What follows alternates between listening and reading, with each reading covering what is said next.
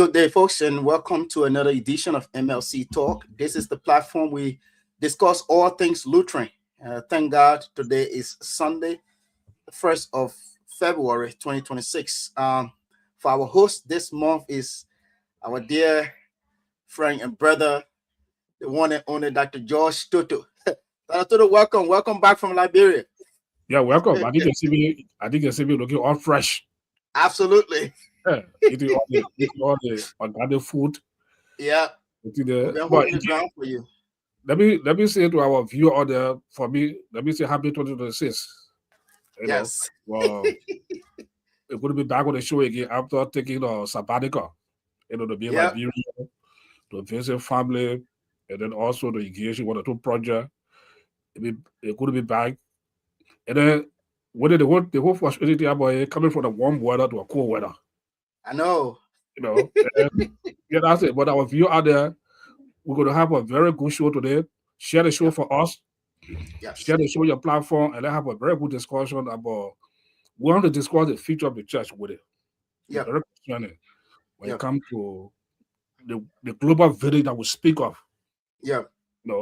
That's why very important. But our other host, Elijah, and couple will join us later on. But let me hear from your end. I saw small snow having in Georgia. What about me, Thomas? I want to make it an issue. What is happening? No, Dr. you are right. When it comes to snow, Georgia is one of those states that do not, experience the 4 seasons. When I lived in Baltimore, Maryland, we experienced all 4 seasons. So for Georgia, the moment they say snow is going to be passing around Ohio, they say, oh, state of emergency, Georgia will be receiving snow. So yeah, that's what happened. But yeah. But it could be back on the show. What is happening in your end, what family, what is this is the second month of the year, February. Yep, absolutely. I'm excited for the show. January we had a great month in January. I think January, one of the 2026 January, one of the months that except for Bishop's Hour, all of our guests were on time. And we had a wonderful show. Some people never even expected that the board chairperson of LCL will even appear on the show. Brother Abel Lewody, he appeared on the show, and we had a very frank conversation. Family wise, my family is doing well. All the boys and everyone doing fine in health and all of that. Our daughter is back on campus. So I'm excited for this show as well. And who do we have coming up today, Dr. Tutu? Man, we have two can I say credible sons of the Lutheran Church in the diaspora, and also absolutely also too. We have the Reverend Dr. Alexander Small. Yep. He faithfully served the Lutheran Church like before he came to the diaspora. And also we have the president of ALIA, the Association of Liberian Lutheran America, Dr. Murphy Anderson, who also faithfully served the church in Liberia before he came in the diaspora. And that's why you're settled with it. Yeah, absolutely. Yeah. For your accolade background. Yeah. You faithfully serve the church, and then you find yourself in the diaspora. And every one of us. So that we'll be discussing today's topic, how can the LCL build an inclusive church that falls within the Constitution? So it's an important topic today. We'll be discussing the topic, and we want for people to call in to contribute. We want for Lutheran in Liberia, by home, wherever they're part of the world. Let them call in, let them contribute to the discussion, because this is very important.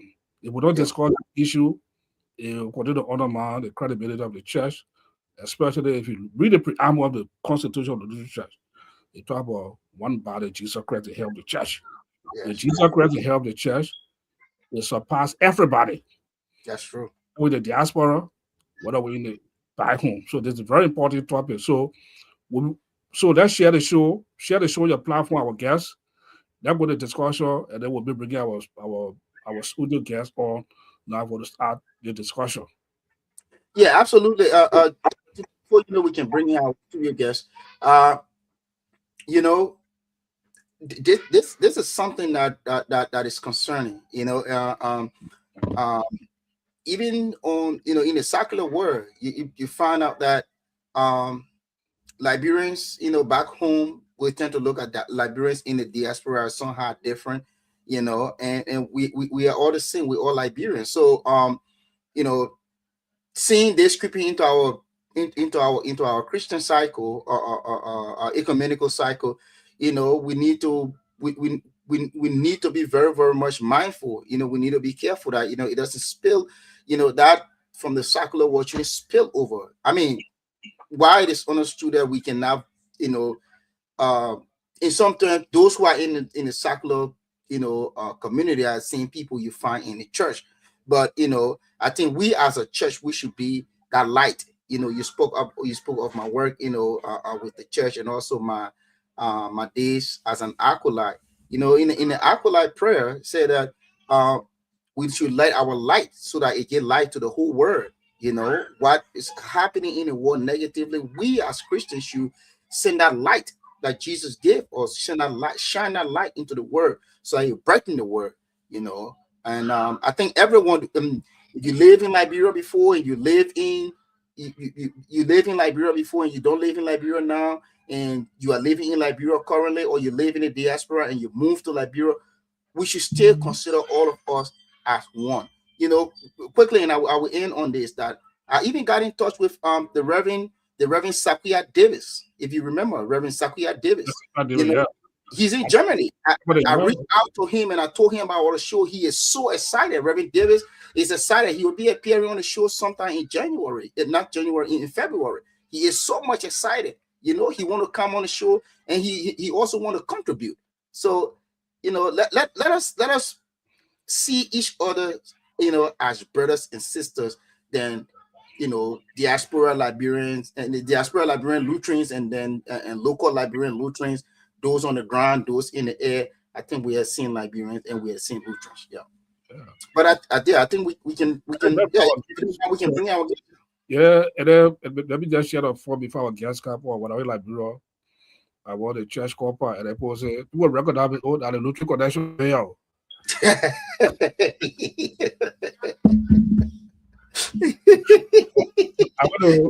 I went to peaceful Lutheran church again. Or serving our recognize again that the Lutheran connection be here. So it shows that our message is resonating with the people, and a good job spreading the message of Lutheran by also the diaspora. So you're going to bring our guests on. Sure, absolutely. Yeah, we have the Reverend Dr. Alexander Y. Sumo, and also we have with us the president of the Association of Liberian Lutherans in the Americas. We want to welcome you both. We're glad to have the two of our great leaders. I when you talk about serving the church back home, I serve very closely with the Reverend Dr. Alexander Y. Small. Alexander Small with his other evangelism department. When they put the church on fire. That's not the fact. I can probably recall one open the church back in. I know he do. He choked when we go back on the wall. You say, I will leave it there. Who was in the church here? And Mr. Stanley from St. Peter's, yeah. He choked when we go by the wall. You see, the church will be, we had the church here. You will leave us here. But that whether that they also, Dr. Anderson also too, want to welcome you to the show. We are all come a long way. This is a very important topic we'll be discussing when it comes to the future of the church. We fought the same battle in the secular war also to when it comes to the government of Liberia, when it comes to the recognition of diaspora Liberia. Former President Eddie Johnson said he called diaspora Liberia the 68th county of Liberia. Because based upon our contribution we are doing in Liberia. So that it is creeping in the church, not just the Lutheran church, but other churches as well. So we want to discuss the issue also to see how best we can discuss our military and the implication of our church in terms of future leadership. So that's the topic that we'll be discussing today. We want to hear your opinion, how to move forward in the discussion. But anyway, what is happening on your end very small, they will come to Dr. Anderson. What's the new? What's new for yourself? Well, Ohio is good so far. We've had, like every one of you guys, we had a massive weather storm that came last weekend. Most of our churches were like either canceled or had it virtually. But on the overall, Ohio is good. Family doing well, children are doing well, and we are all engaged with the work of the church and work of family. So yes, they're all doing well. Okay. Anderson, Dr. Anderson, rather, what did you put ahead? So you called me a Reverend now that quick? I can see you going there. Well, first of all, let me thank the two of you and all of those who normally we co-host with you on the Lutheran Connection. I think the work you're doing for the church, for Lutherans in the diaspora, even Lutheran back home, is bringing light to the growth and development of our church. Not only is it doing that, I think it's finding a forum where Lutherans across the length and breadth of this earth are connecting with each other, maybe purpose, maybe on common understanding, and sometimes maybe because of common interest. So let me applaud all of you for doing what you're doing. Like Reverend Small have said, we both live in the same city. One of the development we've had a week of our children being out of school because of the changing in our weather in the weather condition we have around here. But besides that, everything here seems to be working very well. We thank God with all the things that's happening in this country. Columbus, Ohio remains one of those places where we can stay free to go around and do what we have to do to making sure we feed our families and take care of our kids. So we are grateful for that. Yeah, thank you. Thank you so much for that and for that intro. Gentlemen, want to go to the discussion. Let me come to very small. They were co-hosts where they will be chipping also too. We have two editorials that were circulated on our Lutheran Convention, and one have to do with the church pastoral fellowship that took place in the southeast of Liberia, to be precise. But there was a miscommunication. I don't call it miscommunication, but information from our sources that was certain discussion was discussed there concerning diaspora participation. But the BA responded to that. He gave a clarity that what was discovered, that what was there, but we get to election. And also too, there was a second editorial that came up that the bishop memo that came up to invite people to the upcoming convention. And we kind of went through that letter.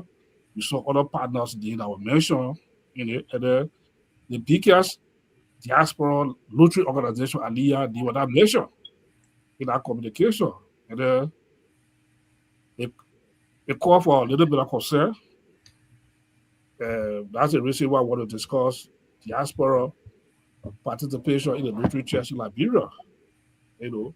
So my first question would be to Dr. Anderson, and then Mary Smoke will come on with some spiritual background. So Dr. Anderson, so diaspora participation in the Lutheran Church in Liberia. How do you understand diaspora Lutheran participation? Sorry, guys. Running to come to the meeting. I didn't know the meeting was today. Can you get me? Can you hear me, George? Are you hearing background noise? The background noise, yeah. Dr. Anderson? Okay, so before what the other say will come about, maybe get over to Dr. Small. Right? That other say okay? Yes, can you hear me? Okay, yeah, you there. Okay, I apologize. I had a little connection going on there. I had a little connection. But anyway, so when it comes to you answer the question, right? Okay, you go back with the question again, please. The question is, how do you understand diaspora Lutheran participation in the Lutheran Church in Liberia? How do you understand it? So when we started this conversation, you rightly said that the former president of Liberia considered the diaspora as the 16th county of Liberia. It means that the diaspora is a part of the activities and function of Liberia. But since we're talking about Lutherans in context of our church, then what I can say is that we play a major role.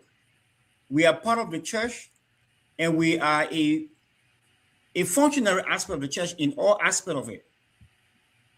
Despite the fact that we are not physically located within the country itself where the church is housed, our role and participation in the church is pivotal. And so it means there has to be a relationship between our brothers and sisters in Liberia and those of us here in the diaspora. Because like they always say, once a Liberian is always a Liberian. Once a Lutheran is always a Lutheran.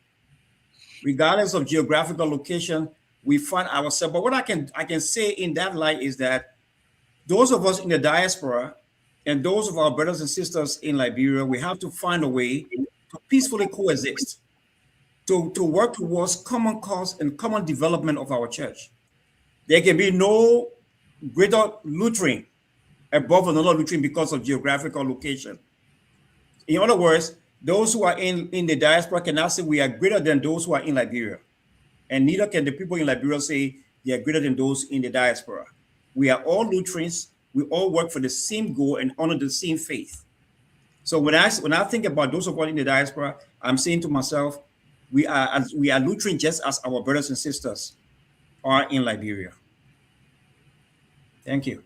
Yeah, thank you for that. That's a very good point you raised. You know, where we have to coexist as a diaspora Lutheran and also Lutheran Bible, where to have a common understanding to work on some of those stuff that make a church to be successful. And then my host will come back to you. Let me get to Dr. Small, Reverend Dr. Small. Reverend.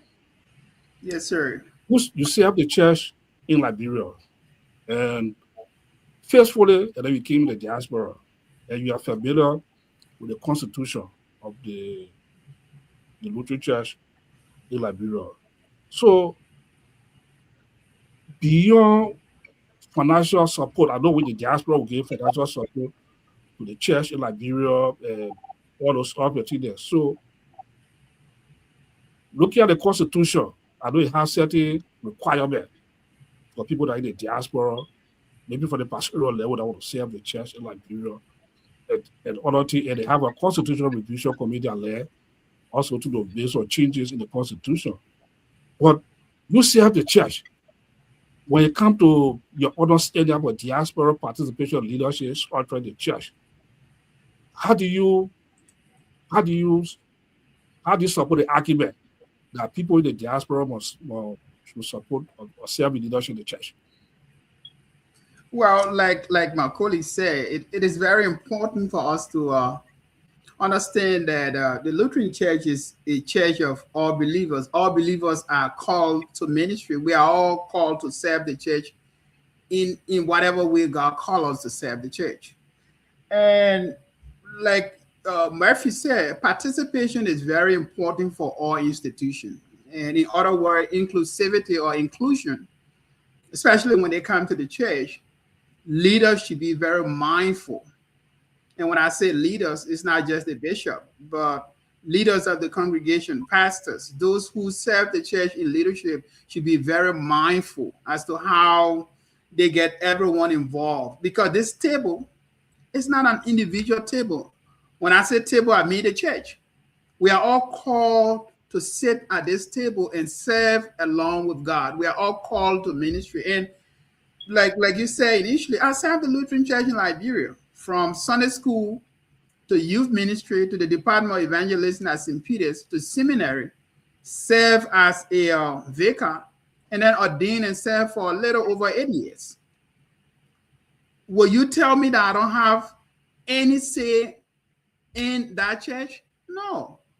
And like all of us, like all the sons and daughters of Liberia who came to the Lutheran Church, and by grace of God, we are in the West or we are in the diaspora. Should that exclude us from the table anymore? No. So your question to address that is that, look, we all should have a say in the life of the church, no matter where we find ourselves. You could be in Guinea, you could be in Ivory Coast, you could be in Sierra Leone, you could be in Germany, let's say, where Davis, or other folks in other countries. We should not be excluded in any way, in any sector of the church, whether it's in the leadership or in service. We all should be given a chance to have a voice and a say. And to conclude on that, look, I work here with the ELC. I've gone in so many different strata of the church, not just church-wide or synod level or in parish level, but almost in every decision making of the church. Although I've not been elected as a bishop, but I've served on synod council, I've served on university councils, I've served on a lot of other areas. I've seen folks from Tanzania, Uganda, Ghana, and other places who live here and work here and serve in the church, who are on committees in their country, who are serving on boards in their country, who are contributing immensely to the overall good of the church. We are all called to this service, so you cannot in any way exclude us from that. So I just wanted to let you know that there should be no boundary. There should be no way that we will be excluded, or we should be excluded from any work of the church, whether we are in America or in Guinea. Thank you very much for that good answer you gave. You know, there's no way that we should be excluded from church activity in whatever capacity. When it comes to giving the support to the church, Diaspora Lutheran also give support to the church also too. So should be on the table as you read this later. So let me go to my co-host, waiting to come in to ask both for you question, and then I will come to Elijah, and I'll couple of questions also will come back to you guys. To our viewer out there, share the show. In fact, other people, this is a very important issue we are discussing today. When it comes to the all-inclusive about the Lutheran Church in Liberia, whether in the diaspora, whether in Liberia, we talk about one church, one body, and one crest, according to the preamble of the Lutheran Church, Constitutional Liberia. So let's share the show. Let's be part of the discussion. The number showed on the screen. You can call to contribute on the show. You are welcome to call anytime. We'll take your call. And let me go to Wede. You listen to the two doctors on their comment. Do you have any comment or question for them? Yeah, like Reverend Small and Dr. Anderson rightfully, placed that. I don't think it should matter where we are, as long as we are one, we are part of one body. It doesn't matter where we are. We should still be given the opportunity to serve, our folks, or to serve in our church. Pretty much, we should be given the opportunity to serve in our church. And I just want to ask this question to Reverend Small, and I will have a follow-up question. My second question will go to Dr. Anderson. Reverend Small, those of you Liberian Lutheran pastors that find yourself out of the country, I'm not going to limit that to only the U.S., including Germany and other places. What is the relationship like with the pastoral fellowship and those pastors that are not geographically in Liberia? And when I ask about the relationship in terms of communication with those pastors that are not present in Liberia. Thank you. Beautiful question. Look, I think the relationship over time has been pretty good, pretty cordial. I mean, we communicate with most of our colleagues, and we talk and chat. But look, really, when it comes to elections, when election is drawing near and it has to do with pastors selecting a new bishop, that is where often the fight evolves. That is where often the issues arise. I've come to realize that over the last couple of years, where Lutheran Church has gone through elections or electioneering, that is when pastors tend to fight each other. That is when decisions are made to exclude people. But when it comes to just friendship, most of the guys in Liberia, we are very good colleagues. We are very good friends. We chat, we talk, we share resources, we engage with each other. But the problem comes when there is a need for election. I mean, during Harris's day, and then even Jensen, and even right now Bishop Padmo, I think there is something wrong somewhere. Look, every institution go about changing their constitution when it comes to the development of the institution, but it is not all centered on electioneering. It should not be all centered on electioneering or to the exclusion of other people. And I see that happening in our church. And that is something that we have to pay keen attention to, because it has the propensity to divide us. So, Reverend, let me just join me quick when I follow all that question.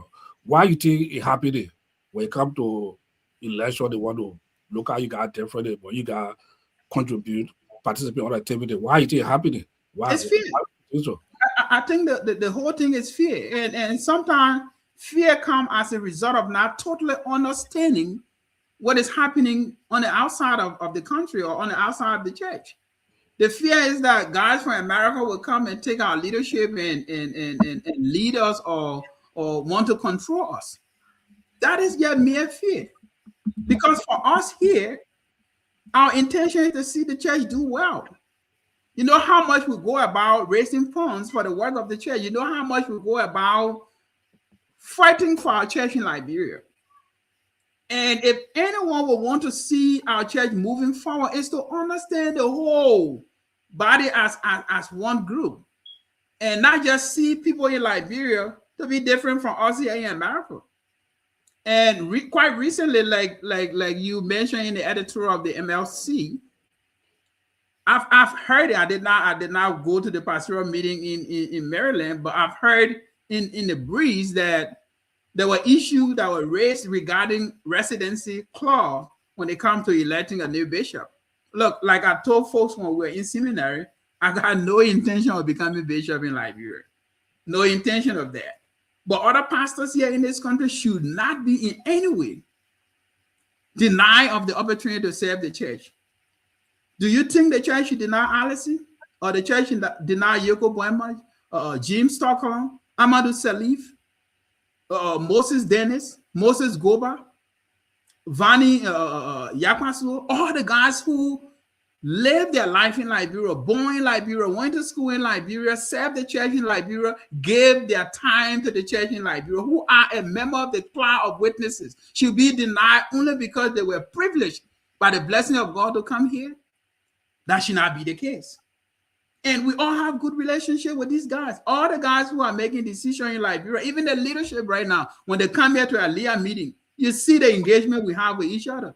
You see the fun we have with each other. But when they come to that single thing of leadership, that is when other people are different. And that should not be the case. Yeah, thank you so much, Reverend. I do agree with you. That should not be the case. Even for us, the laity, that shouldn't be the case for us. You know, I mean, we all should be received in, you know, as you know, brothers and sisters of the same body, you know, from the same table. My second question, I want to direct my second question to Dr. Anderson. Dr. Anderson, I want to ask you this question.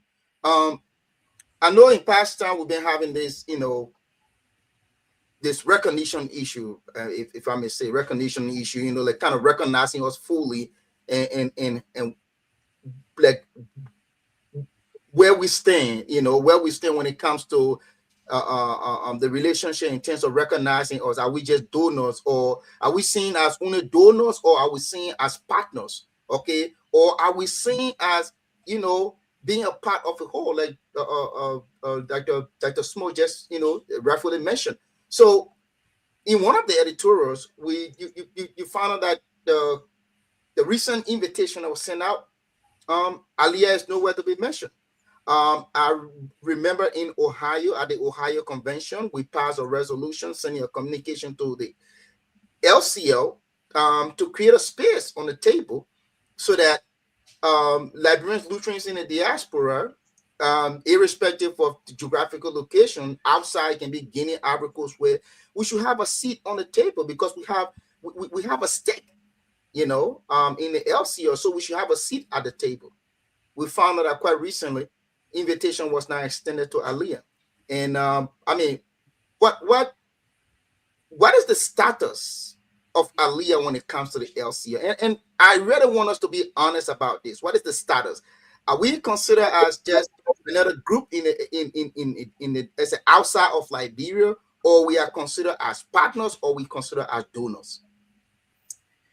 Well, Minister Cowboy, thank you for the question. I think, again, that Dr. Smo have said, these are beautiful, intriguing questions that can allow us to throw light on some of the things that we have done in the past and we continue to do.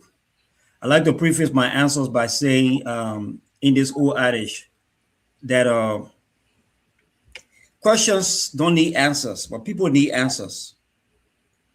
Questions don't need answers. So in the past couple of years, Aliyah has developed a memorandum of understanding with the Lutheran Church in Liberia. There are individuals who believe Aliyah is a donor organization to the LCL. And there are individuals who also believe Aliyah is a partner to the LCL. Now, if I'm speaking from the words of the bishop himself, we've been informed Aliyah is a partner to the LCL and is in a tripartite relationship. That means we have the Association of Liberian Lutherans in the Americas, Aliyah. We have the Lutheran Church of Liberia, the LCL. And we also have the Lutheran University of Liberia, the LUL, the tripartite relationship. We have, at this point in time, we do have a memorandum of understanding, which is being looked at. I would like to believe that we are a member, if not, we are a partner to the Lutheran Church in Liberia. But is that partnership fully defined? I say no. Over the years, we have not been able to define the partnership to the point where we know who is who and what we are doing with each other. Technically, we have some understanding of that. And for me, what I do believe as the leader of the association here in America, what I intend to do is to making sure that we strategize on two things. One, we educate our people, educate the church of the need, if not, the essence of Aliyah in the diaspora, or if not, the essence of those Liberian Lutherans in the diaspora and what they can do towards the church. We should educate our people first in Liberia concerning that. Because in the absence of education, our people are going to be misinformed. They are going to make decisions that are not informed. So what we intend to do as Aliyah is to making sure that we go across the length and breadth of the church and begin to educate our people. The second thing we hope to do is that we hope to seek opportunities. I heard a question where it said, as of now, there was some invitation that came out and Aliyah is not listed. But I want to say I received a personal invitation towards Aliyah from the secretary, the bishop secretary. We have that. I think it was an oversight that he did not include us on the invitation that went out to everyone, because I talked to the bishop 2 days ago and talked to him about why we did not receive one of those. He said, oh no, yours has been sent. It's coming to you guys directly. And he did. As he said, I received that. But yes, the good news here. Yes, the good news. The good news is that Aliyah at this time is engaging the church on all of these fundamental issues. We believe that we have a greater opportunity as Lutheran in the diaspora and even Lutheran abroad, or Lutheran in Liberia. There is a African adage, or if not, there is an old adage that says the teeth and the tongue live in the same mouth. They fight every time, but yet instead they find a way to peacefully coexist. Now, until all of us are educated to knowing what the church stands for, to know our individual role in the church and our collective role, we are going to have some misunderstanding as LCL, as LUL, and as Aliyah. We are also going to have some individual misunderstanding as those of us who live in the diaspora and those who are living in Liberia. And there is a good reason why we think that way. Because again, Reverend Small said, some of us believe we own it to ourselves to be in Liberia and did not leave the country. So we have the preference. But equally so, some of us who believe that we were fortunate to have come here, we still have equal preference because we are Liberians. So in the midst of our thinking, the best thing all of us, even those of us on this platform today, can do is to seek to educate those who have not fully grasped the idea of what it means to be Lutheran, born Lutherans. Whether you're in Chicago, you're in Liberia, you are in Guinea, what it means to be born Lutheran, first of all. Second thing would be, how can those in Liberia and those in the diaspora peacefully coexist so we have a common interest, or if not, a shared interest towards the growth and development of the church? I'm confident that if we are able to maximize that opportunity to the point where all of us as Lutherans in the diaspora and in Liberia can fully understand what it means to all of us, then we shall be in the position to say to ourselves, it doesn't matter where Dr. Toto lives. It doesn't matter where Flomo lives. What matters is, what is the interest of the church? And how do we work together to move the church forward? It bewilders me to think that there are other churches that are moving forward. It breaks my heart. There are other churches that are moving forward and not focus on where you live, who you are, and what you do. But we are all centered around one faith. But then in our church, we're having a concern about why John Brown, who is in America, wants to become bishop. Why Mary in Liberia is not qualified. Why can't we focus on what can Mary do to move the church? Or what can Mary do to achieve the goals and objectives of this church versus how qualified and why you in a different location and you want to be here, why you want to come and serve in this position. For me, and as for Aliyah, that is not our intent. Our intent is to educate and to seek opportunities that bring us more together and make us meet the mission and vision of our church. Thank you, Dr. President. Thank you, Dr. Go ahead, Dr. Yeah, thank you, Dr. President, for that. Well said. I don't know how best I can spawn that for you. In terms of working together for the group of the church, no matter where we live. Our focus should be on like a broad spectrum. But our viewer out there, this is my Lutheran Convention. The talk show, share the link, put your comment in the chat room, we'll get your comment, we'll read your comment. If you want to call in to contribute, you're welcome to call. The number down the screen, you can call. Let me get to my co-host Elijah and to see if you have any comment or question to ask our two guests. Elijah, what is training at your end? Thank you, Dr. Toto, and welcome, Dr. Anderson and Dr. Small. We have a lot of doctors in this room today.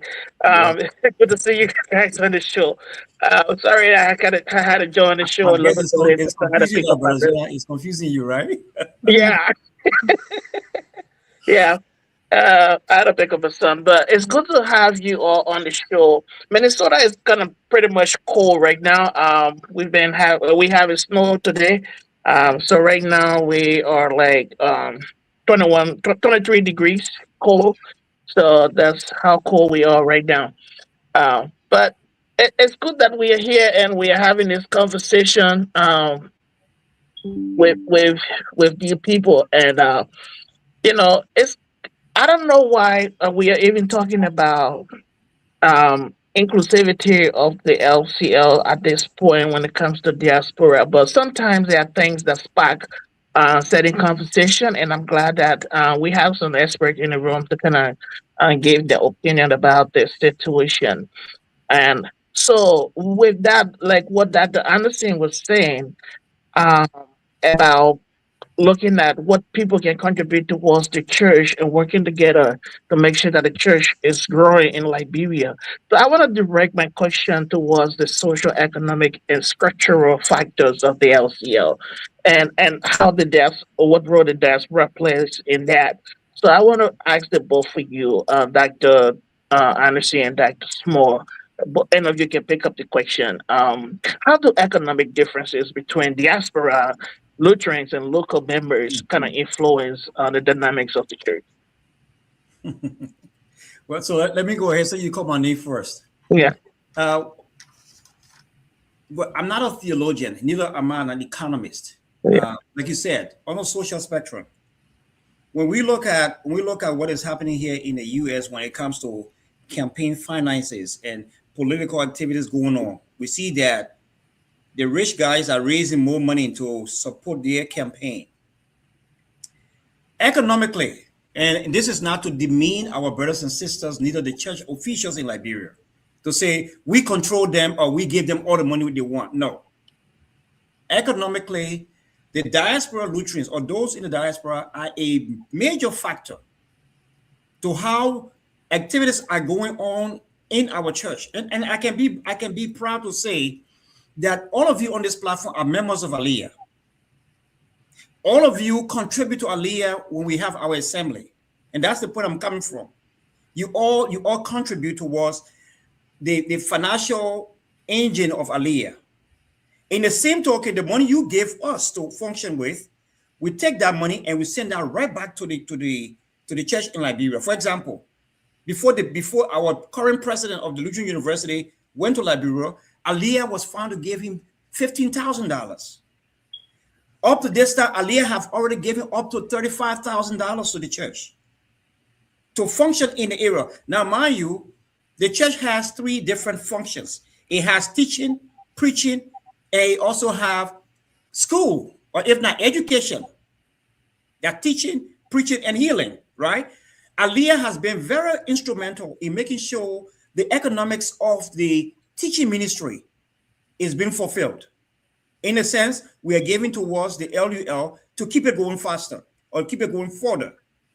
So you can see that economically we are putting in more resources, and that is helping the church from one angle of it. So of course we need each other. Why the street that they are doing the physical groundwork?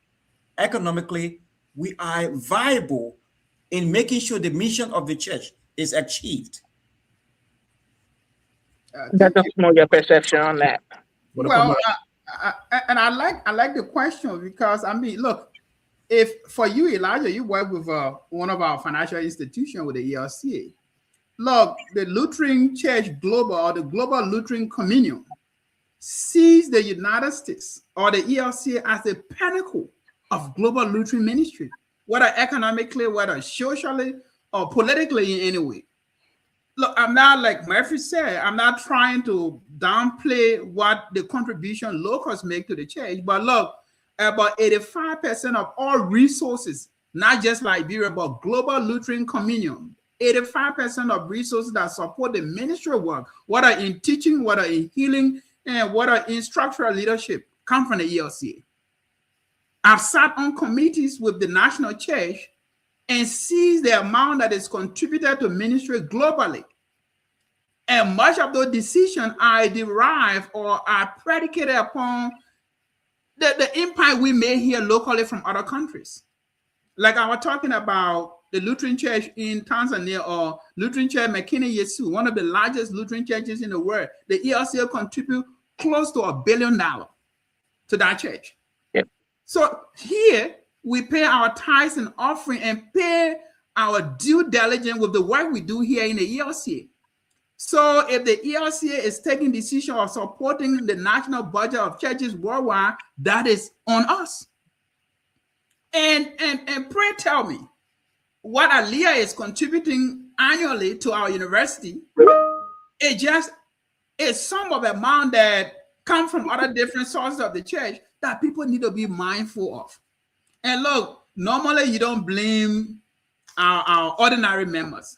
I think this is the work of leaders in our church to understand that, look, these guys in the diaspora, not just America, but they mean well for us. They are interested in the ministry of the church. They want to serve the church. And not merely about participating in the bishopric election.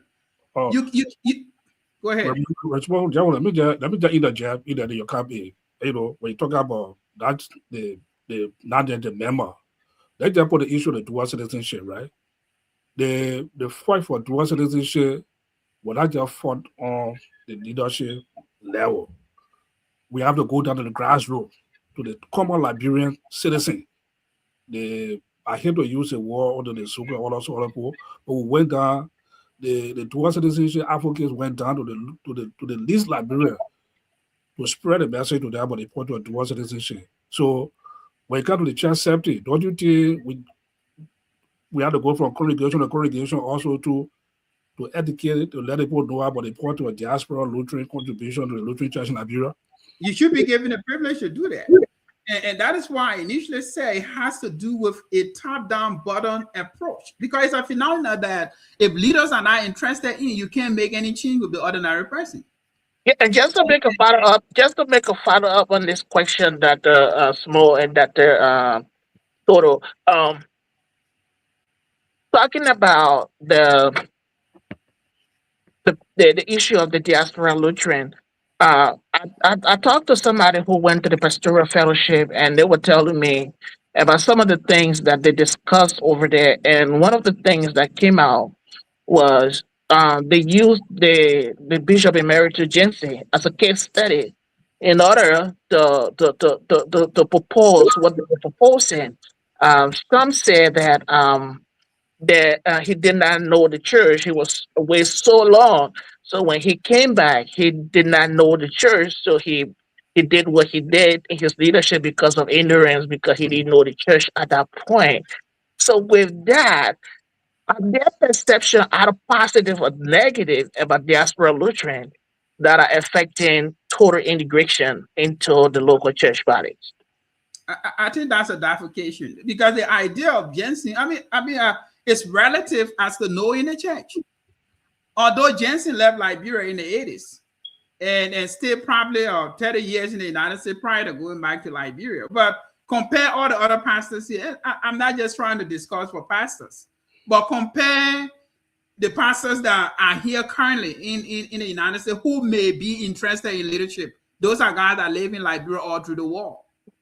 All through the war, they all been in Liberia. They all serve the church more fully. Some of them serve 10 years, some of them serve 15, 20, 25 years in the church, locally in Liberia, who knows the church, who goes to Liberia almost every year. Yeah. Can you say they are like Jensen? No. You can't tell me Pastor Goba, you can't tell me Pastor Tucker, you can't tell me Pastor Amadou Salif, you can't tell me Pastor Vani or even Pastor Sumo, who live in Liberia, went through the war in Liberia, did all the struggle and the suffering in Liberia, ate burger wheat, ate kogodolo, and came to Liberia just a few years ago, will tell me that they know the church. Mm-hmm. There is nothing, there is nothing in LCL that I don't know. Yeah. That leads me to my last question, Dr. Toto. That's the last question that I get. Let me get back. Some of these things, I know that the LCL is very much involved with its partners, and it's so hard to be a Lutheran like Aliyah, and then we look at ourselves as partners to the LCL because we live in the diaspora. We are all Lutherans from Liberia, so we are all members of the Lutheran Church in Liberia. So technically, we are now partners. We are members of the church, helping the church. Exactly. Okay. Right. So, my My question going to be specific to you, Dr. Small, because you are in the LCL, you work in the LCL before you came. I know the LCL has a partnership with other people, but let's look at the structural issue. There's structural or administrative policy, that supports or hinder inclusivity of the church, especially as it relates to diaspora involvement with the LCL. Do we have that kind of structure? Look, structurally, the LCL has a very good constitution. If you just read the constitution, it's a beautiful document. But like initially I said, there is a leadership issue. There is a leadership issue, and it's not just setting on the bishop. It is an idea that those who have left the country want to be in the West, should remain in the West, should serve in the West, should lead in the West, and should not come back to do anything with us. But when they come to giving resources, when they come to making good decisions of helping our church, that is different.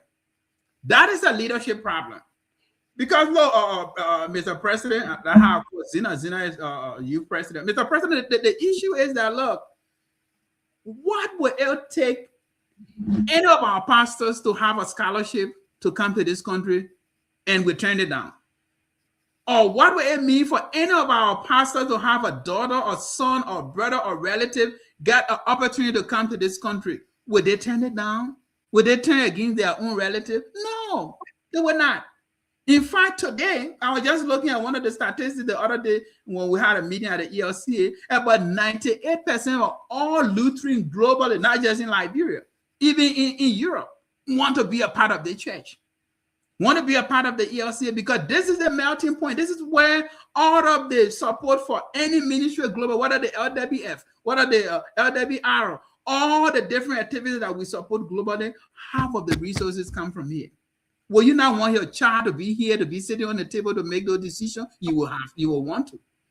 So the problem is, look, our bishops, our pastors should understand that, look, we love them. We care, but then we want our church to foster. We want our church to prosper. All you can do, look, give us the opportunity to be at the table.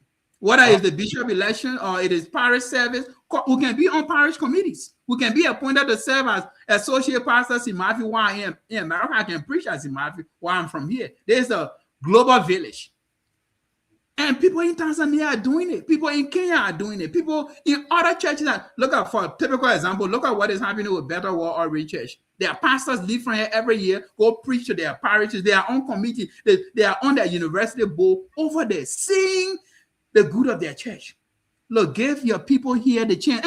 And just to close, when we were here in Columbus for the Aliyah Assembly, did you hear what Bishop Gold told Bishop Palmer? Bishop Gold told Bishop Palmer that, look, if you ever give any chance to people to serve and lead in your church, let it be your children from here. Give your children from here the opportunity and the privilege to serve on your community, because guess what? They are making impact here, and they can be influencer to get resources to you quickly. The church is no longer like yesterday, where people just take bulk money and send to churches. You have to verify. You have to sit and prepare a blueprint that people will agree to before you can get resources. And that is where we are. Oh, we are on the table here, and we can make impact globally. Yeah, thank you, Reverend. And that's it for that. We are on the table. And that's a very good discussion. The discussion is going very smoothly. It's so interesting. I just want to keep you guys there for 20 hours. But however, with it, that's I thought you were very clerical. We I know. So we have a caller. But just take the caller and then. And then recognize our viewers. But just before bringing the caller on, right, I just want to make this point quickly to what Reverend Smo was referencing, right? Currently, the regional representative for East African region of the ELCA, that guy, he was born in East Africa, Tanzania. He lived here, went to school here and everything. And with his association with the ELCA and back home with his church, that places him in a better position today. He's the regional representative for that region. You see that? Yeah. Okay. He's the regional representative for that region. and he is in total connection with his people because And Willie, just to add up to what you are saying, for us in West Africa, we have a South we have a African South African pastor who from is where our Madagascar. regional representative. Our regional, thank you, Yeah. Elijah. Thank you. Yeah. Yeah. So we have a regional representative that is not a West African.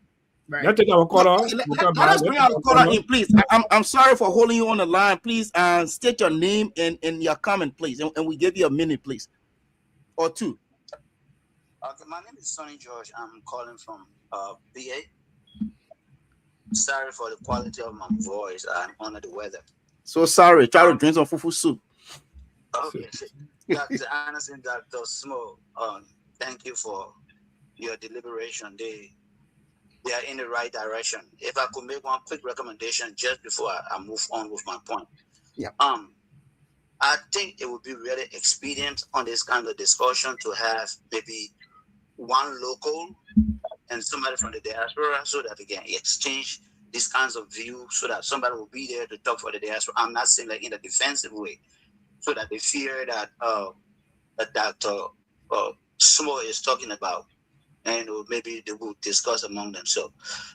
Going forward, I want to relate the whole church, diaspora, and local issue with Liberia.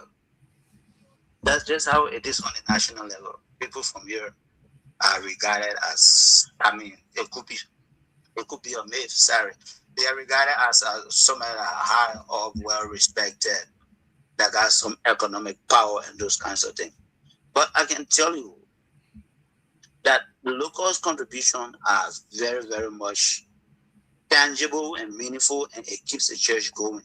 If we could just allot a payment on each of the activities that the locals do in a church, you will know that they are even giving much more than us that are on this side.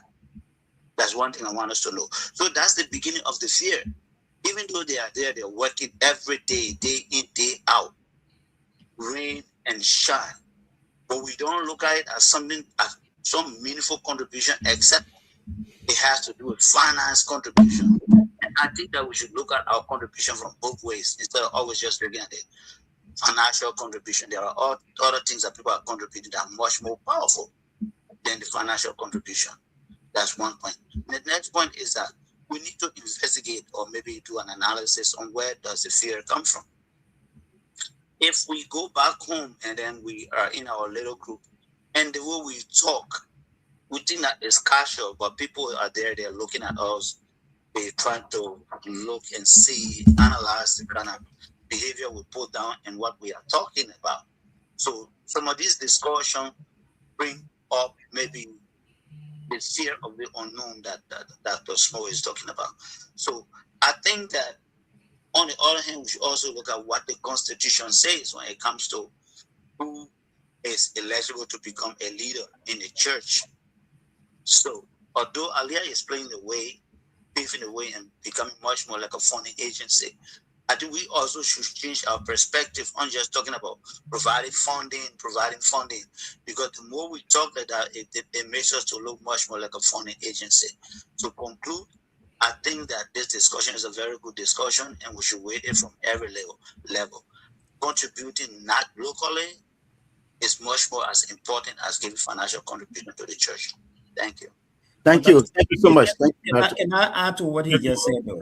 George. Oh yeah, we're live. Or Dr. Anderson, Rishimoto, and then comment on Sonny George. Yeah, we can get a minute each, then we can. Yeah. So really quick, I think Brother George have just hit the nail on the head. But in my first disputement, I said to all of us that Aliyah, I think the issue is with educating our people and creating opportunities. Like he said, I think what the Lutheran Connection has done also is to create a platform for everyone anywhere to be part of this discussion. So the locals are also part of the discussion. They also have that opportunity to call in and make their contribution. Yeah. Now, equally so, we're not going to discount the fact that our brothers and sisters who are home are not doing the best. I even said once, I said they are doing much more. They're even doing probably more than us in a sense. But, when you look at it, you see us, we are not only sending money to Liberia. At this present time, we are engaged with the church and the university to see how our members here can volunteer their services.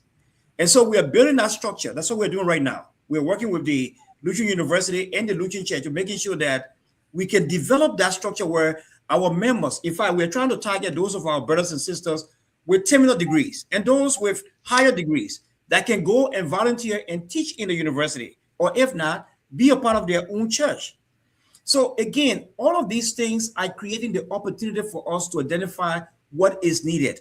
And all I can say to all of us is that Rome was not built in one day. The church is like a house.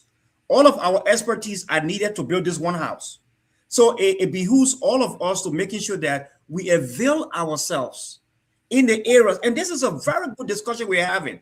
I'm even hoping that the bishop is somewhere looking at this and can take this to the convention so that people can begin He's to definitely watching. He's watching. Very good. Can discuss the kind of stuff and say, how can we unite the church around this kind of a topic? I think it's an opportunity for us to educate each other and get involved. Thank you. Very small. You want to comment on? Right. Yeah, look, it will be a triumph to think that those who are serving in Liberia or we can downplay their service. No way. You can't tell me somebody who is walking to 10, 15 preaching points a week, or you can't tell me a bishop who is serving and traveling across Liberia in tough terrain, or pastors who are serving congregation that they have to meet with almost every day, and you downplay their service. No way.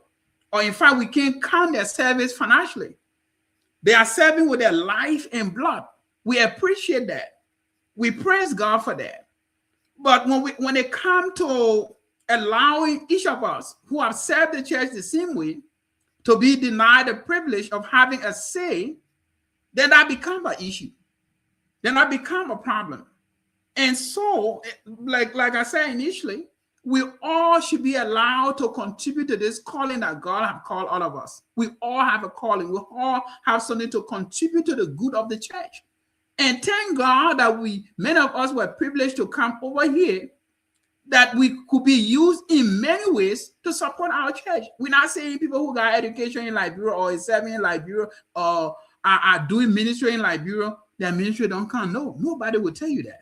None of us will say that. But we are saying we all should be called around the table. We all should be given a chance to support our church in whatever way possible. That is all we're saying.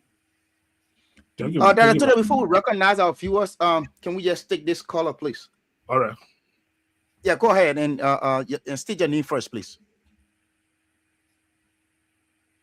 Is that me? Yes, go ahead. Okay, this is Moses Kelly.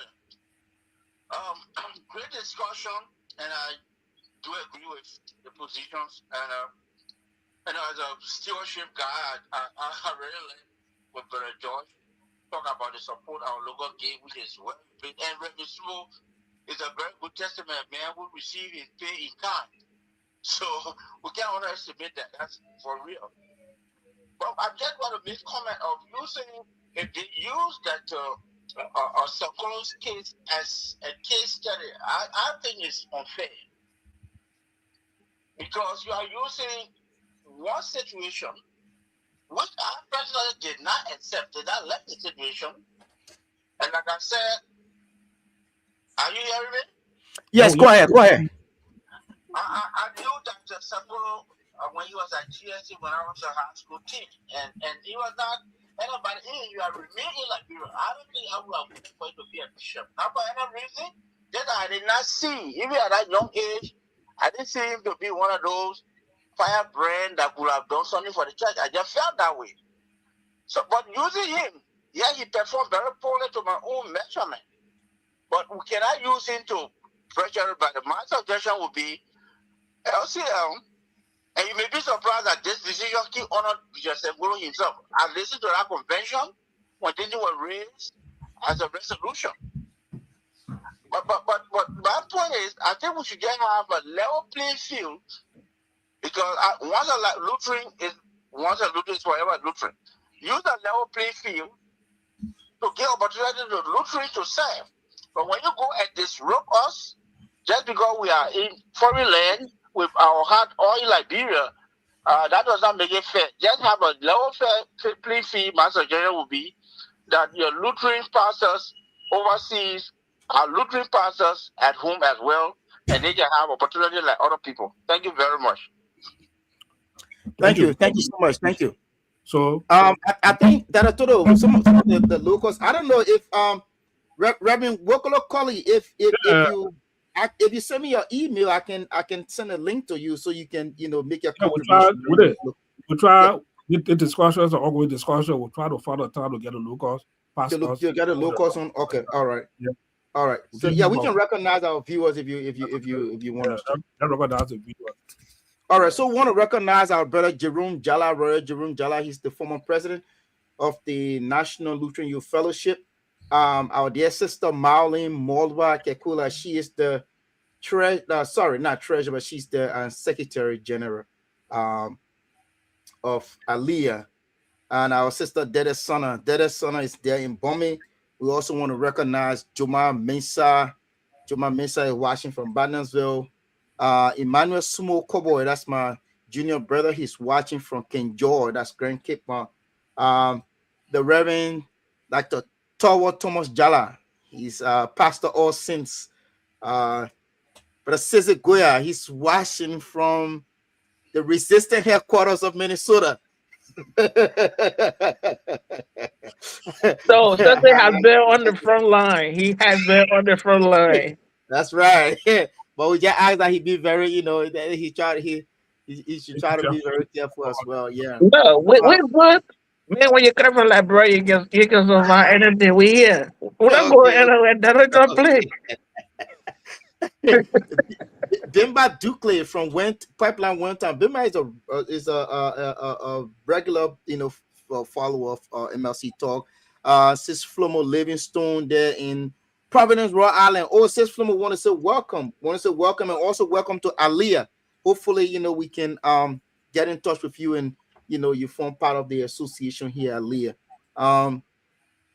Again, the independence and thief are the way home. Okay, anyway. But Atta Loyon, he said, please invite Councillor William B. Colley, member of the LCL Constitution to Revision Committee, to provide some legal guidance on the topic on the discussion. Good idea, Dr. Toto. You can try to I have the Constitutional Revision Committee. Wonderful. Sis Royal Nipeji, want to welcome you. She's there in Minneapolis. But Sister Goya has a question. So why should you want to leave folks in Liberia while residing in the U.S., sacrifice and go home?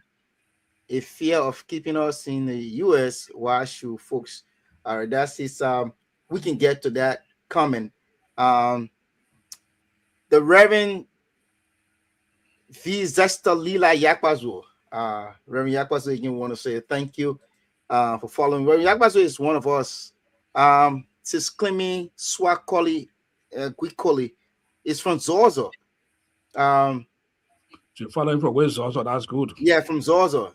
Our mother Copper Freeman from Badnansville Parish. Sis Dede Kamara. Wow, from Canada. Sis Dede, we want to get in touch with you. Sis Couple is there in Canada as well as the Heenan family. So Aliyah is also in Canada. I want to get in touch with her. Sis Dede Kamara. No, I don't. Say Dede. Yeah, okay. The Reverend Wokolo Colley. Wokolo Colley is he was asking for the link, so I think he want to appear on the show as well. But we'll find time for that. Yeah, Sis Dede Kamara want to say thank you. We're going to try to get in touch with you. But Nyankwe Flomo at my residence, want to say thank you. Thank you for following. I think we're just going to jump through. Sis Avena Patient and Small, we want to say thank you from the Dupo Road community. Brother Loyon is right here. Arthur Loyon say advise that these discussions resonate well with the lay members of the church. The tendency for clergy based in Liberia to consider the diaspora clergy as strong competitors will make them feel uncomfortable to drive this agenda. Our mother, Victoria Nagbe Johnson, we want to say thank you. The deacon, the able deacon of Aliyah, Deacon Moses Smoketta, he got his comment on there. I think he already spoke. We recognize our sister already, Sister Marlene. Brother Sonny George was on with us. Mother Cecilia Nunukoli, and this is Reverend. I think Reverend is using his wife's phone. He said, I'm using my wife's phone. So he made his comment. He said, suggest the next time. Okay. Brother Judah Nunukoli is from Simafi. Elijah, that's Simafi. Simafi right there. Nobody from the emergency today offensible. David K. Mulva is from Zoza. Mother Cully is also, I know that's Reverend Wokolo Cully. Oh, Reverend Wokolo Cully. Okay, thank you for sending me your email. And again, Elijah, that's Simafi right there again. Stephen Zota Cover Jr. And listen, Willie, we want to say congratulations to Big Brother Stephen Kovac, because he is now the new administrator for Phoebe Hospital. Okay. Wow, congratulations. Yeah. Congratulations. Yeah. So, yeah, so on the show, we have a very, very, I would say, religious follower, and we test our guests and sometimes our colleagues on the show to pronounce his name. So today we're going to have Dr. Anderson. Dr. Anderson, can you please look on the show and recognize this our viewer for us? Please pronounce his name for us. What's the name? It's right on the screen. May they play small? Yes, See that? sir. So, I'm from Lofao. Let me pronounce it correct. No, he did. He did. May play small. That's it. That's honestly, you got it 100% correct. Yeah, that's our father from Missouri. He's from Missouri State. Dr. Anderson, you want to take note of Reverend Father Small. He's a religious. To get into the convention, Aliyah convention this year. Yes, to get into the convention, Reverend Manipuli Case Small. So if you take his information, he's there at Missouri. So he even if we have one viewer, it will be Reverend Manipuli, Father Manipuli Case Small. So we want to recognize him. Yep. Yeah. So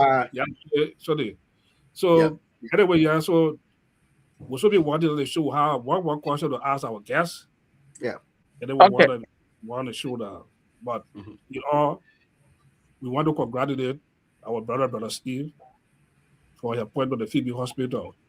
That's very huge. It's huge. One brother Steve, the type of man. It's in a male pay file. Yeah. Come on, you didn't find a male pay. And then also too, we have a member of our platform also too, the winner, a man appointed the board chair for the Lutheran University also too. Yeah, brother Abel Lewali has been appointed board chairperson. So we see young people that with the face of young people in leadership in the Lutheran Church, and that's why we want to see. And also to the two gentlemen, I want to say congratulations to you guys. So we'll how about the Luther FM? The Luther FM will. So Dr. Toto has been unanimously appointed or selected to chair the forward march. The restoration of the dream of FM. It's all yours, and we want to make sure and have a Luther FM. We'll work with it and be sure that we'll have a Luther FM this year. Yeah. We'll work on it. By God's grace. Yeah. By God's grace. So that's good news, and that's what we're discussing this topic here. When it comes to the church, involved from all aspects. So we're discussing. If you want the show, I will ask one question to our two guests, and then they can answer it. They will come down with it. Then Elijah, they will try to take our father's email for our guests.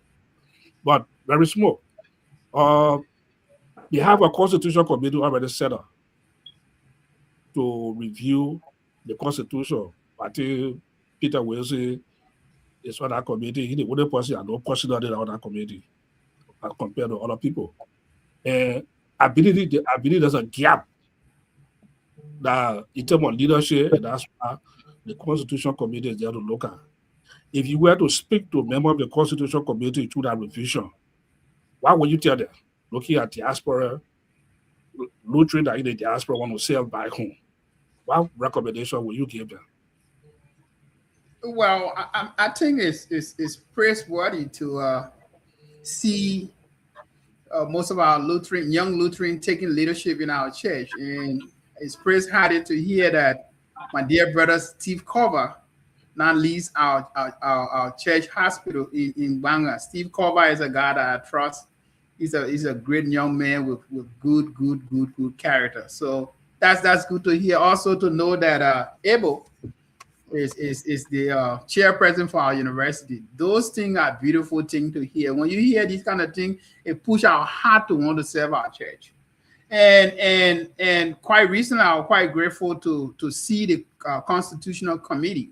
Almost all the guys on our committee are trustworthy. William Boxing Colley, our own young brother from St. Matthew, Councillor Bien, and most of the guys on there, Peter Wilson, those guys are good guys. And I think they will make the right choices for our church.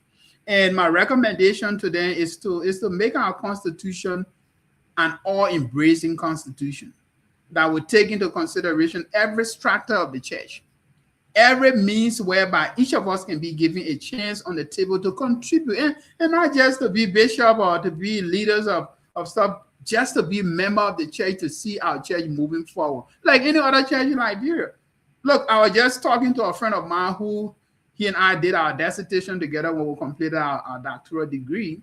He's going to serve the Baptist University in Liberia, and they were able to raise $50 million from here to build a Baptist University in Liberia.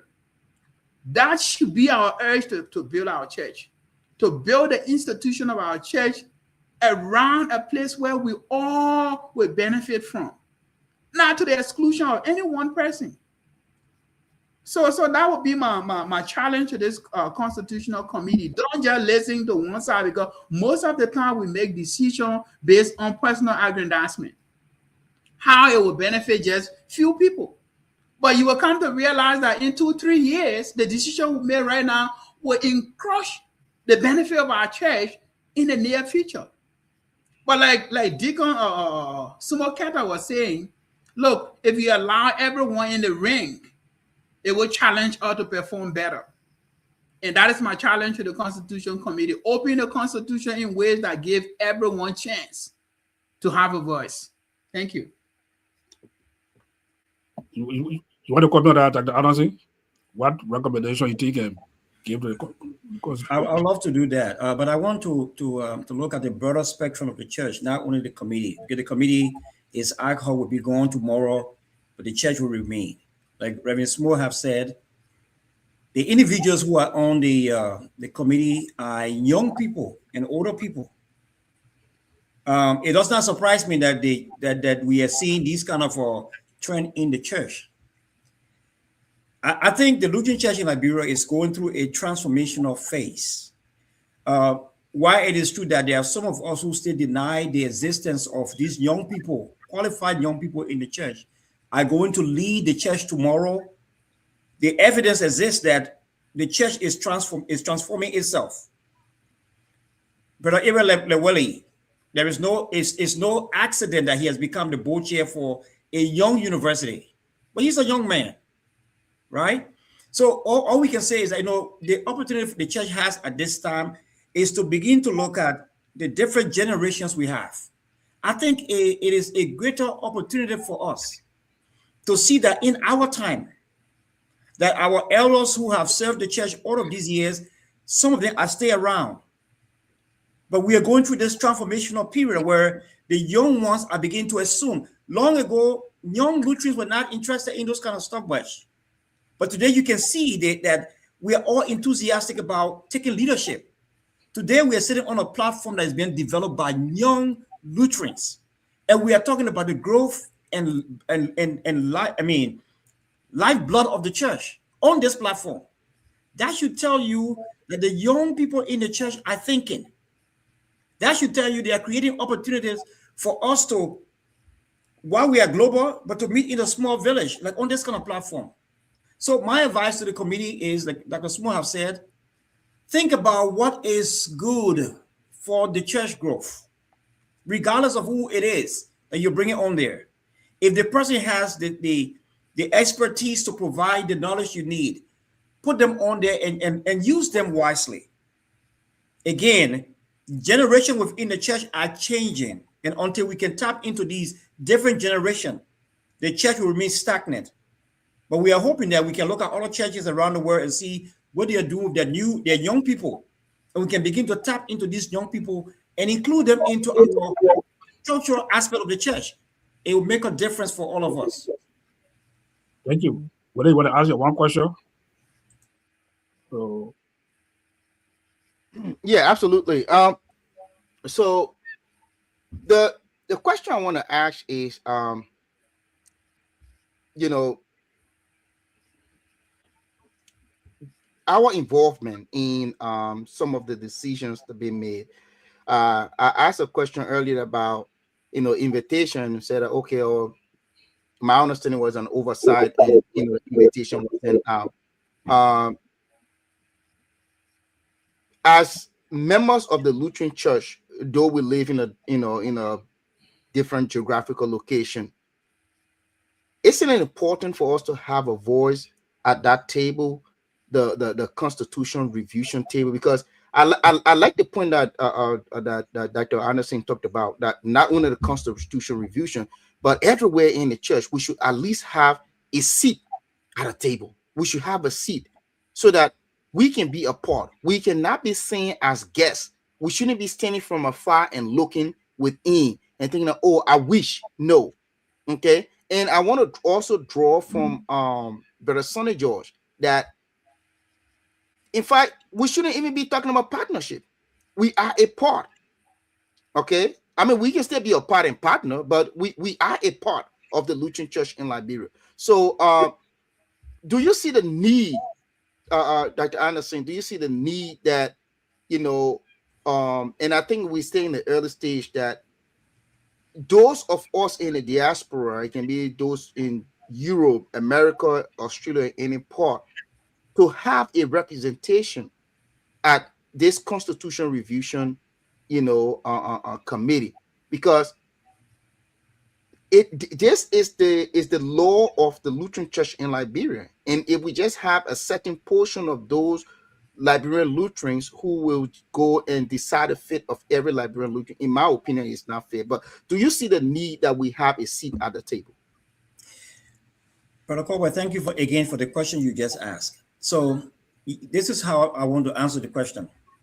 The first thing is that I trust the current bishop we have and the team of leaders he has. I trust his judgment. I trust the leadership team. And I believe that team is working towards the growth and development of the church. I also trust the current team that have been selected on that committee to work on the review of the Constitution, because they've seen some things they want to adapt. This is what I can say. Aliyah at this time is working on making sure, again, Rome was not built in one day. So what Aliyah is doing right now, the leadership is doing, is trying to see every aspect of the church, whether it is in the healthcare sector, it is in education, it's even in theology. We are looking at every aspect of the church, and we are going to appeal to the leadership of the church to get Aliyah on board, not because we want to just sit on the table. Our goal is that we want to be very strategic about what we do and very intentional. So we are asking them, currently, as I'm speaking to you, there is a letter to the ELC, to the Executive Council. Even there's a letter to this committee from Aliyah asking, can you admit us? Can you give us a chance to be part of you? So what we're doing is that we've been very strategic, but very intentional. And I want all of us on this platform to also understand the church has been such that all of what we are doing today did not exist. The windows around how you talk about making significant changes were closed to us several years ago. It would take our patience and would take our engagements to get those who are firmly put on these kind of committees and in these structures to get to understand the need for change. Change don't come easy. Change don't come overnight. And so as leaders of Aliyah, we know that firsthand. So what we can do is to engage the church in a profound way that they see a need with our intentions. They see a need to say, it is okay for you to sit here so we can talk. We trust you now. Because until we can build that trust with them, for them to understand our coming to you on this committee is not meant to derail your progress. It's meant to enhance the work you do. When we shall have built that trust through our engagements, I can assure you it would not be too hard for us to go to other committees because our intention would be serving for ourselves. And that's what we're doing right now. But to answer the question, yes, there is a need for these different groupings, like for example, the Lutheran University, the Phoebe School of Nursing or the Esther Bacon School of Nursing, and Aliyah to sit on this thing. It only makes the job broad. It broadens the work and make it more unifying. I don't think anyone on this committee or in the church at this time is against the idea of us being included on that committee, but the need to receive our trust and believe that our presence is meant for the better good of the church and not to isolate or destroy the church. And that's what we're working on right now strategically and with that intention. Is there a question for Richmond? Yeah, Richmond, you can give a minute on that. Yeah. Well, I mean, usually I know normally they try to make constitutional committee to be centered on lawyers. It's good for lawyers to sit on there. But I think people from other sector of the church that has experiences and contribution to make, they are good to be on their constitutional committee. And like Murphy said, you can't write them directly because they are appointed probably by the executive council through the office of the bishop. They are ad hoc, but they come from the national echelon of the church. So that would be the prerogative of the bishop or the current leadership of the church to have us sitting on any of the different committees we're talking about. But I mean, to tell you the truth, really, the idea of exclusion of some member of the church, whether in country or other country, it's just not good for the church. I mean, if you follow what Jesus did, if Jesus was one person who will isolate people from Israel or those who came from Egypt as a result of slavery, the church would not be the church today. So look, we all came from Liberia and we are all in different places, but our heart and mind is in Liberia. Like many of us, our intent is to go back home. You think I want to go back home and be isolated from the church I was born in, grew up in, and serving? No. I don't have to be a bishop. I don't have to be a program director, but I want to be a pastor. That is my calling. I came to the United States. I mean, you all know what I do here. I work in government, but I'm a parish pastor. I'm called by a church. I have served in several different synods, on Senate council, on university councils. I've served in so many places, but that's one area of my life that is so important to me to serve the church. Nothing can change me from that. Even elected posts can change that. So we should be interested in the overall good of our institutions. And Lord, the Lutheran Church in Liberia is our heartbeat. All of us here, all of you guys here, even the essence of MLC is to give voice to our church locally and globally. So look, I tell our bishop, and like Murphy said, Padmo is a good guy, a good leader, understand what it means to be the global church. And all our pastors understand that. So we should be working in tandem, in synchrony. We should be working together to make sure that our church is moving forward like other churches, brothers and sisters. Look, see them under the Methodist Church I have fought in recent time, but see where they were going or see where they are going. See their schools, see their institutions, see the Baptist church, see the Episcopal church, see even the smaller Pentecostal churches. Think about us. Look at Total our mission school or our theological school that been there over 100 years. We're not even giving diploma. We're giving certificates. Look at Phoebe School of Nursing. We've been there more than 50 years. We're still giving certificate. The current school in Zaza, it should not be like that, man. Look, our church have come a long way and we have a good history. We can move forward. Let us bring all hands on deck to move the church forward. We love you guys, folks. Don't exclude us. Thank you. Elijah, your last. We're giving degree now. We're giving degrees now. So we're ready. That's a good deal. Start doing that. Yeah. Elijah, ask your last question. Then will be we'll cut our guest. After that, we'll give the closing statement. We wanted on the show. Elijah, I think be there. Yeah. Since I have the opportunity to ask one question each, I'm gonna divide it into two. I'm gonna ask two questions, one for each of you. And I want to look at, first of all, the theological and the missional perspective, and that is more I want you to respond to this. I think this is one of the things that affect our church. So, do you think that Diaspora Lutheran bring theological perspective that kind of strengthen or enrich the local church or threaten the local theology? Right. Look, the God we serve is the God who never allows experience to go in vain. And take, for instance, why would theologians from Liberia run here to get master's degree? Why would folks in Liberia request for missionaries to leave here and go to Liberia? It is because globally we are a global church right now. We are a church, like Jesus would say, or like Apostle Paul would say, the church of all people. The church is open to all people. Every experience globally is important for the church locally. And I want to say that one more. Every experience of the church globally is better for the church locally. And every experience for the church locally enhances the work of the church globally. And any leader who would not take that into consideration is bound to be stuck. And look, if you see what is happening, look, I mean, I don't want to blame people who leading our church now. If you see what is happening, people get stuck into small things. They're not thinking about the bigger picture. They get stuck. Oh yeah, if this guy come from overseas and become bishop, we'll do this, we'll do that, we'll do the other thing. Look, but if you get open and open your horizon to see what is happening next door or across the border or somewhere else, you will come to realize that the intention is like Jesus would say, that the church reach all people in all nations. And that is why we are called to be. So yes, brother, Mr. President, we all has experience that the LCL needs, and LCL has opportunity that we can tap into and be a blessing to the global church. Okay. Then that honestly, my question to you will be very strategic. That you are like the layman, so the very answer the theological question.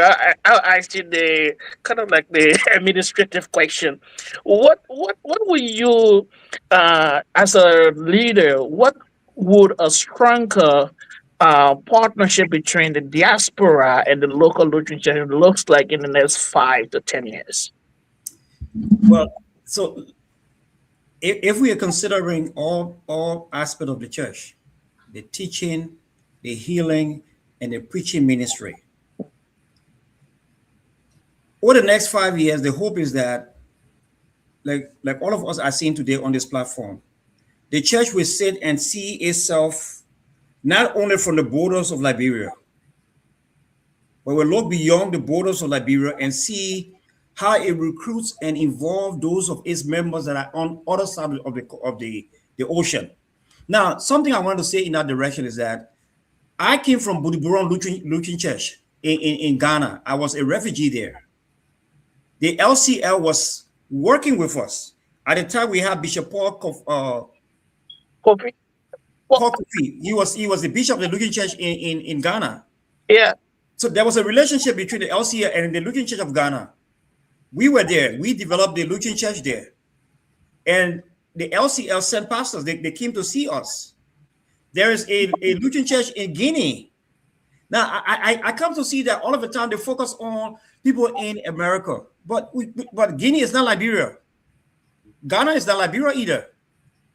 So if we are receptive to those people who are in those other countries, my hope is that over the next 5 years, the LCL will begin to see a reason to tap into the resources that are here and begin to bring them. However, though, it is the goal of Aliyah to begin to call each one of you sitting on here. And I can assure you, those of you who are going to school here and you got the education, and your brothers in Liberia, we are going to engage all of you so that we can find a way, because again, we are going to find a way to making sure that we don't use what the little money the church has. Instead, some of you will volunteer to go to Liberia. And our brothers who are there, if they need a stipend, we can help them with, we're giving the stipend. But we need the church to move on in all directions, whether it's in the medical area, whether it's in the teaching area, whether it's even in the preaching area. So we are working alongside with the executive, with the bishop and his office, to making sure we can find these kind of stuff. So 5 years from now, our hope is that the structure of the church will begin to change. And with our involvement, maybe not just the leadership, but with our involvement, we can play a pivotal role that our brothers and sisters can be educated to seeing that the guys in the diaspora. And I think one big opportunity we have to do in that is you guys who are sitting on here and calling different aspects of the church to come and keep this kind of conversation. My hope is that you continue to do that so that everybody can begin to hear, because you're giving us connection from different aspects of the world we live in today. And that's a good thing. Thank you, Dr. Anderson. Back to you, Dr. Toto. So thank you, gentlemen. A very good topic today. Like, let me just borrow the statement from Reverend Yakwazo. Same church, different location. Correct. And that's how been here today. Look at the discussion, inclusive Constitutional Lutheran Church that will embrace everybody in respect of where we are. Like the Adia president said, it's not just only people that are in America, but people that are in Ghana or Lutheran Church is there. Africa, Dalane, the Lutheran Church. Germany as well. Yeah. Germany, every part of the world. So it's not just focus on people in America. So the message we're preaching is a message of unity. That we embrace everybody in respect of where we are. And this is why making discussion very important. And we'll continue to preach the message. Our next target will try to get some of the local pastors and leaders from the Lutheran Church. I want to draw the appear on the show here. As we continue to follow on the discussion. And not just only to that, also too, we'll try to reach to the parish council president. In the various churches also too, for the message to be able to reach out to the people. The lay member in the church through the church council. So this discussion that just set up on a particular stuff that will make sure it enter every aspect of the church, the council, the pastoral board, and everybody. So thank you, gentlemen, for coming. We'll take your closest statement, and then my guests, my two co-hosts and I will stay back to try to wrap the show up. So we'll start with very small. You can give your closest statement, then we'll come to talk to the president. Yeah. Well, thank you guys for the opportunity to be on your show today. And I think it's a beautiful thing to do, and to give our voice to be able to reach to our brothers and sisters in Liberia. It is my hope and prayer that we can continue to do this thing, so that tomorrow when we are gone, others will see these guys were here. These guys pay their part. And lastly, I would like to extend warm heart to our colleagues who are pastors of the church. Because look, the decision to move the church forward is much more on the shoulders of pastors and bishops as it is on the shoulders of lay leaders. So if we pastors will want to see our church better and beautiful, let us be open to what God is leading us to be. Let us open our ears, our hearts, our mind, and our scope, so that God will be able to lead us. Let us not be about people. Let us not be about persons. Let us not be about individual leaders. Let us think about the church in ways that Jesus sees it, in ways that God wanted to be in the next 5, 10, 15, 20 years. Because guess what? A few years from now, you and I will not be here. Others coming after us. What can we leave to make them see that we serve the church rightly? We all have a say in the church, and we will fight and ensure that we have it. Thank you. Thank you, Reverend. Mr. President. Yes, sir. Well, again, I want to, like Reverend Small have said, I want to thank the organizer of tonight's program. The Bible reminds us in Amos, can two work together unless they agree?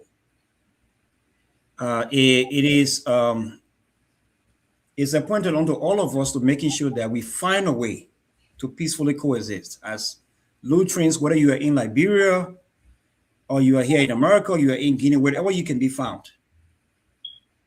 I want to speak to our brothers and sisters who are in Liberia and other parts of the world on this platform listening to us.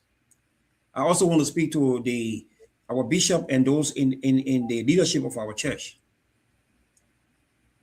But most especially to speak to ourselves. We will do ourselves no good if we don't see each other as the same people. Like Reverend Yapas will say, same church, different location. We will do ourselves no good. The time is now for us to begin to see us as Lutherans and not as the one in America, the one in Guinea, the one in Liberia. The time is now. So even as we talk to each other, even as we disagree with each other, what we should be focused on is our common interest, our shared vision and our shared values. We are Lutherans. We are reformers. That's who we are called to be. We cannot reform our church alone. We have to reform the church as one body, shared vision. And that means you need people in Liberia, you need people in America, you need people in Guinea. You need the Pella man, you need the Bassa man. As long as they are Lutheran, you need all of them. We have to focus on shared vision to make our church move forward. We are one of the oldest churches in Liberia. Where we've come and where we are right now, some of us don't believe that where God has called us to be at this point in time. We should be going further than this. So we have to forget about what separates us and focus on what brings us together. And if that causes us to work harder to make that happen, that should be our goal as a church. That's what we should focus on. But I want to thank this platform, you guys who organize this. These are conversations we should keep around the church. I think we should begin to talk more about this kind of stuff. But I will always say to all of us, we must at all times respect the authority of the church. No matter, even if we agree or disagree, the authority of the church should remain highly respected because we serve the church. We don't serve mankind. Again, Amos, the book of Amos tells us, can two walk together unless they agree? We have to disagree to agree, and we have to agree to disagree. Thank you. Right, Reverend Dr. Anderson. Thank you, gentlemen. We'll ask you guys to leave, and then the two hosts and myself will stay to close the show. Yeah. So, gentlemen, wow, yes, it was a very good discussion we had. You know, look at the viewership, look at the comment, and what. Let me start with Elijah for that kind of with it because we always take our home. Elijah, yeah, what's the take? Right? Are you impressed of the discussion? No, I am very much impressed with the conversation, and I think the conversation is necessary because sometimes, especially in Africa, sometimes we allow our personal greed to block opportunities that the diaspora or other people out there should bring to us. We block that. And sometimes some of the conversation comes from places of personal perspective, personal opinion in order to block somebody who has the opportunity to serve, but another person sees that as an opportunity they're going to lose if that person is allowed to participate in a particular process that would threaten their ability to become who they want to become. So these kind of conversations, they are very much important because it opens up the minds of people to understand the different perspective of the conversation. So what role diasporas Lutherans are playing? If the government, we say the institution, the church is the moral compass of the society. We are to provide direction to society. We see the government of Liberia, they have passed dual citizenship law. And then the president of the Republic of Liberia, he's opened up a diaspora office in the country. So if the church if the government is doing that, how much how, how, how much more about the church? The church should follow suit. The church should be doing that. And I know the church, the LCL is very congregational, it's partnership oriented, but I don't know why this conversation should be a point of contention to say, oh, we have to, somebody who coming to serve from America, there should be some condition and clauses added to that in order to determine that person eligibility. I'm a Lutheran. I'm a Liberian. So just being a dual citizen as a whole qualifies me. If I was a pastor and I have the requisite qualification to be or a bishop, why should my residency be questioned in Liberia when I'm already a citizen of Liberia? Why should my residency be a question? Right. You should allow me to participate and sell myself to the locals so they understand where I come from. If the locals believe that I'm not qualified enough, they will not vote me. So I don't think there should be this should be a point of contention for our church. But I think we should be a very inclusive, open conversation for people in the diaspora to participate, have conversation, because the diaspora, like Dr. Small was saying, there are a lot of opportunities out here, and we all are connected on different levels. On different levels, we bring connection to the LCL. So if any one of us feel threatening that somebody is trying to step on the toes of other people, that brings about problem to our local church. So I don't want us to go that route, but I think this conversation helped today to kind of answer some of the or answer question or some of the doubt that people had. I think the conversation really helped to open up to help people to understand how to go about approaching the situation. And I hope that the Constitutional Committee, before they review the Constitution, I think they should watch this show and also kind of get some clue and understand what people were saying so they understand how to go about with the review. Thank you, Elijah. Would it before you close, or Rabbi Yakwaso said you try to call your number, you want to make a late input, we're going to give you 1 or 2 minutes. Yeah, we can give Rabbi Yakwaso 1 or 2. We can give Rabbi Yakwaso 1 or 2 minutes. Can you call you back? All right. Someone is calling on a 6614 number. Is that him? Okay. All right. Okay. So yeah. Okay. So this is the thing. Reverend, just 1 minute quickly. I think we all are, saying the same thing. And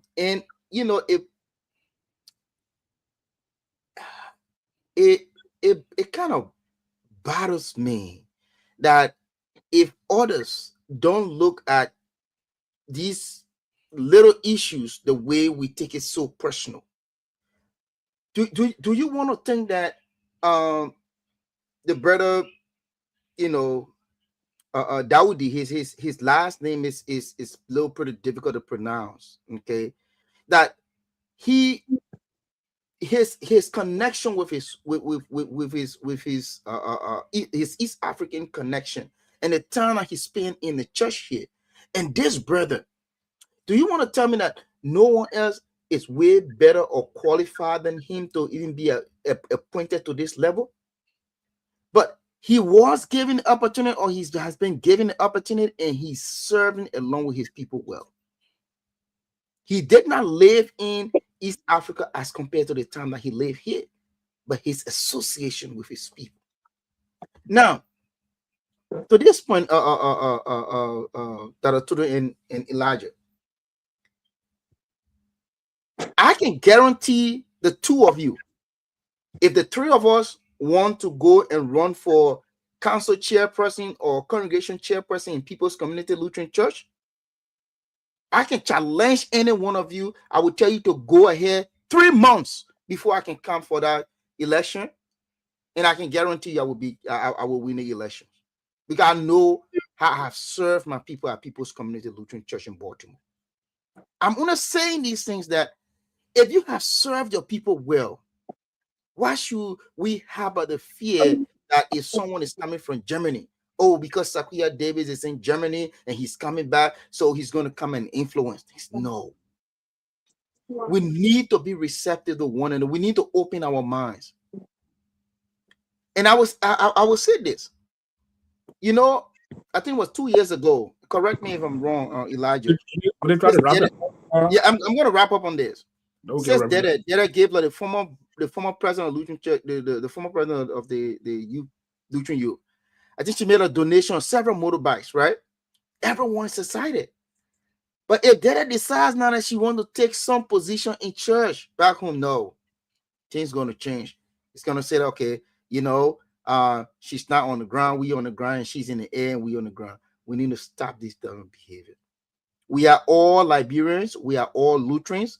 Let us consider one another as the same. The song says, you are my brother, you're my sister, take me by the hand and we can work together and we can achieve more. On that note, I will bring in the Reverend. Reverend, we want to say sorry. This number, I think you changed your number. Please don't find your acolyte, but you have the time, please. Well, the only thing I wanted to say quickly, I'm glad you can have me on here. Thanks to Dr. Toto and Brother Zina. But I beg, don't send Dr. Toto ahead of you 3 months. You might be disappointed. No, I can challenge Dr. Toto in Baltimore, man. No, he can't make it. He can't make it. So, again, I want to say to you guys, today you had one of the finest. Thank you. Panelists. I'm glad that the show was beautiful, and glad that I've been up and down, so I was not able to get in on time.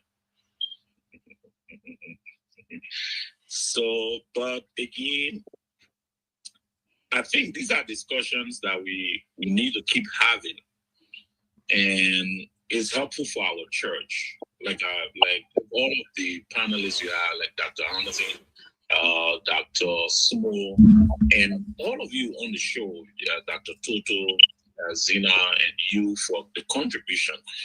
This is one of the ways we can make our church a better place, accommodating and helpful for all of us. So I would think that maybe the next time when these kind of discussions are going on, maybe we need to get somebody from the arm of the LCL who can also sit on here with us and have some of the discussion, because these discussions are truly needed for the growth of our church. Yeah, absolutely. There's no way our folks back home can automatically just see us from the level of where the thing that we've transcended to a different level and we can't be a part of the church. We always need to be seen as a member of the church, because we have also made it known to them that we are part of the church. Yeah. So, thank you again for allowing me in this 9 minutes. I appreciate it. And I thank, your host, the host for today, Dr. Toto, Brother Zina, the co-host, and you as well, Willie, another co-host. Thank you so much. But again, let me close by saying you are taking a very big break. Listen, Reverend, I will tell you this. One of the fathers, I was running campaign for a father in the church, and one of them turned to me and said, but why can't you be men president? All of my grandfathers and fathers, they all were in there, and I led them for over 4 years. So I know what I'm saying. But anyway, go ahead. Reverend, thank you so much. Again, this platform is your platform. So you're welcome at any time to call in to be on the PM show. But gentlemen, this is a very good discussion. I'm glad that we had a discussion. Our next step is to bring, to listen to some of the recommendations, the show, to bring some of the local pastors, and also the office of the bishop. And also, I think that we should have an invitation to some of the council chairperson, some of the speakers. Oh, we've had some of the council chair here, Dr. Tudo, from Banasville. Well, we can say invite them also to weigh on this topic. Yeah. We're talking about inclusion in the church. Yeah. So we have to reach to every aspect of it. Let me discuss on a broad spectrum. So those constitution committee people that had to work on the constitution, they had to listen to the voice of the people. It will help to guide them in whatever decision they want to take. Even though the constitution revision will be sent to the convention for approval, but at least let them know the word to put in before you go out there for approval. And also, that's very, very important. But good show, good discussion. We already did well with the time also too. It's just about 4:50 now, 5 p.m. Look, Easter, we did extremely well with the time. And also want to recognize our dear sister couple with that here for other 2 weeks. We want to wish her a happy Sunday wherever she are. You have too many snow. Yeah, and that's what thank you. So you can take us home.